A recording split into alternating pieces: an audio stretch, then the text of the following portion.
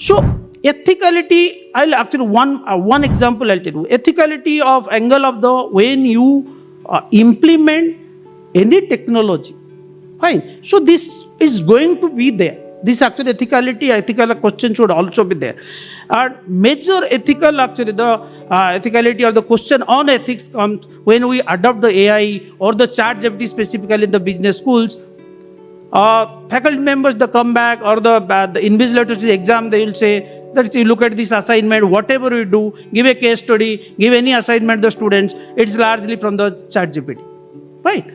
Or exams, earlier exams, many actually business schools and the faculty members and leaders are here, though we use a lot, maybe either OLT, maybe the various kind of the LMS, fine, for conducting the online quizzes, online actually examinations.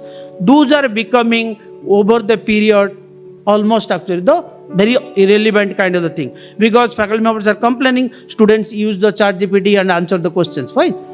So here comes, we have to think beyond that, right? So here it comes, so it is largely your exams or assessments can, if you try to ensure that the learning, our assessments cannot be unsupervised anymore.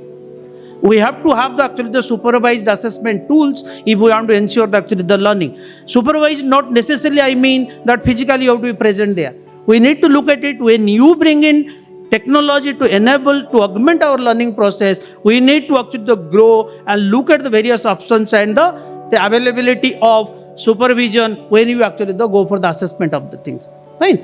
So ethics, that ethicality will always actually be there, and I don't see that this is going to be an option anymore.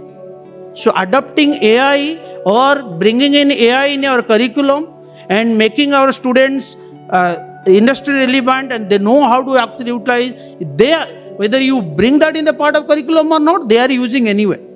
And trying to restrict them is not going to help in the overall learning process.